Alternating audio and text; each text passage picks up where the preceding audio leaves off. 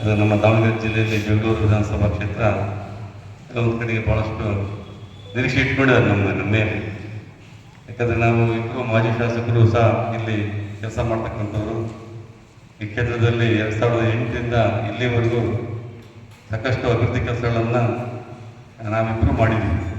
ರಾಮಚಂದ್ರಪ್ಪ ನಾವು ಆಯಾಯ ಒಂದು ಕಾಲಘಟ್ಟದಲ್ಲಿ ಶಾಸಕರಾಗಿರೋ ಸಂದರ್ಭದಲ್ಲಿ ಸಾಕಷ್ಟು ಕೆಲಸಗಳು ಆಗಿದ್ದಾವೆ.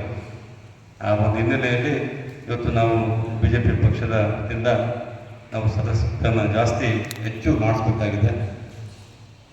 ನಮ್ಮನ್ನು ಸಾಕಷ್ಟು ನಿರೀಕ್ಷೆ ಇಟ್ಕೊಂಡಿದ್ದಾರೆ ನಮ್ಮ ಜಿಲ್ಲೆಯಲ್ಲಿ ಮತ್ತು ರಾಜ್ಯದಲ್ಲಿ. ಆ ಕಾರಣಕ್ಕೆ ನಾವು ಮಾಡಿದಂಥ ಅಭಿವೃದ್ಧಿ ಕೆಲಸಗಳ ಜೊತೆಗೆ ಇವತ್ತು ನಮಗೆ ಅಧಿಕಾರ ಇಲ್ಲದಿದ್ದರೂ ನಾವು ಮುಂದಿನ ದಿನಗಳಲ್ಲಿ ನಮ್ಮ ಸಂಘಟನೆ ಶಕ್ತಿ ಜಾಸ್ತಿ ಇದೆ. ಅದನ್ನು ನಾವು ಸದಸ್ಯತ್ವ ಹೆಚ್ಚು ಮಾಡಿಸೋ ಮುಖಾಂತರ ನಾವು ಸಂಘಟನೆಯನ್ನು ನಾವು ತೋರಿಸ್ಕೊಡ್ಬೇಕಾಗಿದೆ.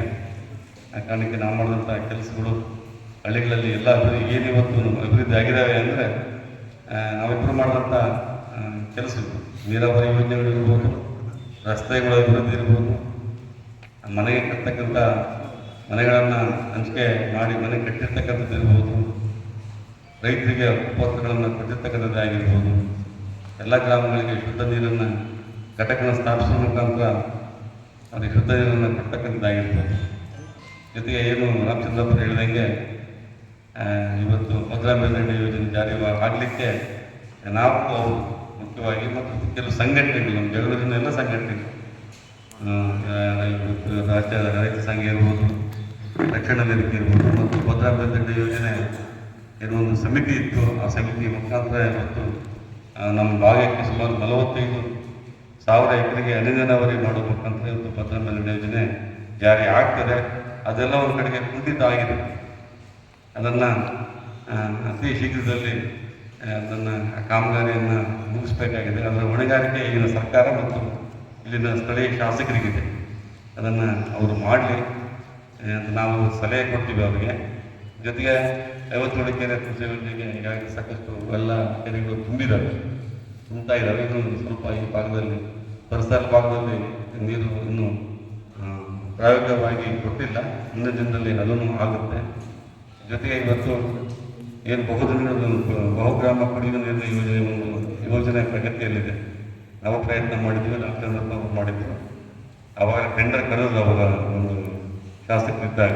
ನಾವಿದ್ದಾಗ ಅದು ಕ್ಯಾಬಿನೆಟ್ಗೆ ಅಪ್ರೂವಲನ್ನು ಕೊಟ್ಟು ಅದೊಂದು ಅನುಮೋದನೆ ಆಗಿತ್ತು. ಮತ್ತು ರಾಮಚಂದ್ರಪುರ ಬಂದಾಗ ಅದನ್ನ ಟೆಂಡರ್ ಕರೆದು ಈಗಾಗಲೇ ಶಂಕುಸ್ಥಾಪನೆ ಆಗಿದೆ. ಅದೆಲ್ಲ ಪ್ರಾಮಾಣಿಕವಾಗಿ ಪಾರದರ್ಶಕವಾಗಿ ನಡಿಬೇಕಾಗಿದೆ. ಜೊತೆಗೆ ಇವತ್ತು ಪಟ್ಟಣದಲ್ಲಿ ರಸ್ತೆ ಅಗಲೀಕರಣ ನಡೀತಾ ಇದೆ.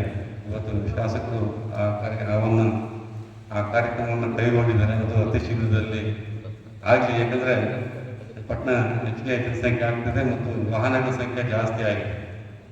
ಅದು ಅಲ್ಲಿಗೆ ನಿಲ್ಲಬಾರ್ದು, ಬರೀ ಸರ್ವೆ ಮಾಡಿ ನಿಲ್ಲಬಾರ್ದು. ಅದಕ್ಕೆ ಮೂಲಭೂತ ಏನು ಬೇಕಾಗಿದೆ ಹಣಕಾಸಿನ ವ್ಯವಸ್ಥೆಯನ್ನು ಮಾಡಿ ಟೆಂಡರ್ ಕರೆದು ವೈಜ್ಞಾನಿಕವಾಗಿ ಅದು ರಸ್ತೆ ನಿರ್ಮಾಣ ಆದರೆ ಸಾರ್ವಜನಿಕರಿಗೆ ಒಳ್ಳೆಯದಾಗುತ್ತೆ. ಬರೀ ಸರ್ವೆ ಮಾಡಿಬಿಟ್ರೆ ಕೆಲವೊಂದು ಕಡೆಗೆ ಅದು ಆಗಲ್ಲ. ಈ ಸರ್ವೆ ಮಾಡೋಕ್ಕೆ ಚಾಲನೆ ಮಾಡಿದರೆ ಅದಕ್ಕೆ ಅನುದಾನ ಮತ್ತು ವೈಜ್ಞಾನಿಕವಾಗಿ ರಸ್ತೆ ಚರಂಡಿ, ಒಳಚರಂಡಿ ವ್ಯವಸ್ಥೆಯನ್ನು ಮಾಡ್ತಕ್ಕಂಥ ಕೆಲಸ ಶಾಸಕರು ಮಾಡಬೇಕಾಗುತ್ತೆ. ಹಾಗಾಗಿ ಅದ್ರ ಜೊತೆಗೆ ದಿನದಿನಕ್ಕೆ ನಗರ ಬೆಳೀತಾ ಇದೆ. ಒಂದು ಔಟರ್ ರಿಂಗ್ ರೋಡ್ ಮಾಡ್ತಕ್ಕಂಥ ಈಗಾಗಲೇ ನಾವು ಇದ್ದಾಗಲೂ ಅದಕ್ಕೆ ಚಾಲನೆ ಕೊಟ್ಟಿದ್ವಿ. ಮುಂದಿನ ದಿನದಲ್ಲಿ ಏನು APMCಯಲ್ಲಿ 100 ಅಡಿ ಒಂದು ರಸ್ತೆ ಇದೆ, ಅದನ್ನ ಏನು ಉದ್ಘಾಟ ಗೇಟಲ್ಲ ವರುಣ ಗೇಟ್ವರೆಗೂ ಮಾಡಿದರೆ ಕೆಲವೊಂದು ಕಡೆಗೆ ಅದು ವರ್ತುಲ ರಸ್ತೆ ಮುಂದಿನ ಪೀಳಿಗೆಗೆ ಅನುಕೂಲ ಆಗುತ್ತೆ ಅಂತ ಒಂದು ಭಾವನೆ ಇದೆ.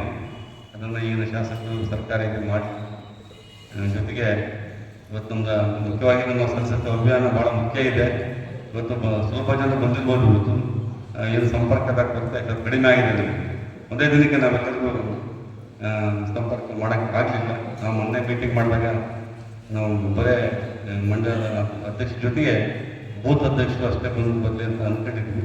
ಆದರೂ ಮುಂದಿನ ದಿನದಲ್ಲಿ ನಾವೇನು 2ನೇ ತಾರೀಕು ನಡೆಯುವಂಥ ಏನು ನಮ್ಮ ದೇಶದ ಹೆಮ್ಮೆಯ ಪ್ರಧಾನಮಂತ್ರಿಗಳಾಗಿ ನರೇಂದ್ರ ಮೋದಿ ಅವರ ಅಮೃತಾಸ್ತ್ರದಿಂದ ಏನು ಚಾಲನೆ ಆಗುತ್ತೆ ಅದನ್ನು ಅತ್ಯಂತ ನಾವು ಗಂಭೀರವಾಗಿ ತಗೊಂಡು ನಾವು ಪ್ರಾಮಾಣಿಕವಾಗಿ ಅವರು ಏನು ನಿರೀಕ್ಷೆ ಇದೆ ನಮ್ಮ ಜಿಲ್ಲಾ ವರಿಷ್ಠರ ನಿರೀಕ್ಷೆ ಮತ್ತು ರಾಜ್ಯದ ನಮ್ಮ ಅಧ್ಯಕ್ಷರಾಗಿರ್ತಕ್ಕಂಥ ವಿಜಯೇಂದ್ರ ಅವರ ನಿರೀಕ್ಷೆಯಿಂದ ಅದನ್ನು ಹುಸಿಗೊಳಿಸಿದ್ರೆ ನಾವು ಹೆಚ್ಚಿನ ಒಂದು ಸಂಖ್ಯೆಯಲ್ಲಿ ನಾವು ನಮ್ಮ ಕಾರ್ಯಕರ್ತರ ಉತ್ಸಾಹ ಇದೆ ನಮ್ಮಲ್ಲಿ. ನಾವೆಲ್ಲ ಹಳ್ಳಿಗೆ ಹೋಗಿ ಹೋಗೋದಕ್ಕೆ ಸಾಕಷ್ಟು ನಮಗೆ ವಿಷಯಗಳಿದ್ದಾವೆ. ಈಗಿನ ಸರ್ಕಾರ ಏನು ಭ್ರಷ್ಟಾಚಾರದಲ್ಲಿದೆ, ಮೂಢ ಹಗರಣ ಇರ್ಬೋದು, ವಾಲ್ಮೀಕಿ ಅಭಿವೃದ್ಧಿ ಹಗರಣ ಇರ್ಬೋದು, ಸಾಕಷ್ಟು ಹಗರಣಗಳ ಜೊತೆಗೆ ನಾವು ಇವತ್ತೇನು ಭಾಗ್ಯಗಳು ಏನು ಕೊಟ್ಟಿದ್ದಾರೆ ಅವರು, ಆ ಭಾಗ್ಯಗಳು ಸರಿಯಾಗಿ ವಿತರಣೆ ಆಗ್ತಾ ಇಲ್ಲ. ಅದನ್ನು ಅವರು ನಮ್ಮ ಜನಗಳಿಗೆ ಹೇಳುವ ಮುಖಾಂತರ ನಮ್ಮ ಶಕ್ತಿಯನ್ನು ನಾವು ಜಾಸ್ತಿ ಹೆಚ್ಚಿಗೆ ಮಾಡ್ಕೊಳ್ಳೋಣ. ನಾವು ಜೊತೆಗಿರ್ತೇವೆ. ನಾವು ನಮ್ಮ ವೇದಿಕೆ ಮೇಲೆ ಎಲ್ಲರೂ ಅಧ್ಯಕ್ಷ ಆದಿಯಾಗಿ ನಾವು ನಮ್ಮ ಹಳ್ಳಿಗಳಿಗೆ ಬರ್ತೀವಿ, ಪ್ರತಿ ಬೂತ್ಗೂ ಬರ್ತೀವಿ. ನಮಗೇನು ಕೆಲಸ ಸದ್ಯ ಈಗ ನಮ್ಮ ಧನಂಜಯಣ್ಣವರು ಆರಾಮಿದ್ದೀವಿ ಅದೇ ಸರ್.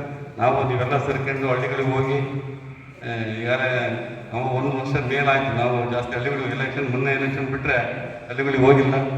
ಹಳ್ಳಿಗಳಿಗೆ ಹೋದರೆ ನಾವು ಜಾಸ್ತಿ ನಮ್ಮ ಸದಸ್ಯರನ್ನು ಜಾಸ್ತಿ ಮಾಡಲಿಕ್ಕೆ ಅನುಕೂಲ ಆಗ್ತದೆ.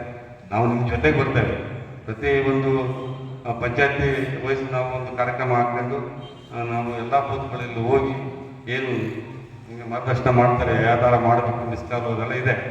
ಈ ಕಾರ್ಯಗಾರಕ್ಕೆ ಅವರೆಲ್ಲ ತಿಳಿಸ್ತಾರೆ ನಮ್ಮ ಸ್ನೇಹಿತರು ಪ್ರಕಾಶ್ ಗೌಡರು. ಈ ಹಿನ್ನೆಲೆಯಲ್ಲಿ ನಮ್ಮ ಸರಸ್ವತಿ ಅಭಿಯಾನ ಅತ್ಯಂತ ಯಶಸ್ವಿಯಾಗಿ 1 ತಿಂಗಳ ಕಾಲ ನಡೆಯುವಂಥ ಅಭಿಯಾನದಲ್ಲಿ ನಾವು ಸಕ್ರಿಯವಾಗಿ ಎಲ್ಲ ಕಾರ್ಯಕರ್ತ ಬಂಧುಗಳು ಭಾಗವಹಿಸಿ ಹೆಚ್ಚಿನ ಸಂಖ್ಯೆಯಲ್ಲಿ ನಾವು ಸರಸ್ವತಿಯನ್ನು ನೋಂದಣಿ ಮಾಡಿ ನಾವು ನಮ್ಮ ಜಿಲ್ಲೆಗೆ ಪ್ರಥಮ ಸ್ಥಾನವನ್ನು ಪಡಲಿಕ್ಕೆ ನಿಮ್ಮೆಲ್ಲರ ಸಹಕಾರ ಮತ್ತು ನಿಮ್ಮೆಲ್ಲರ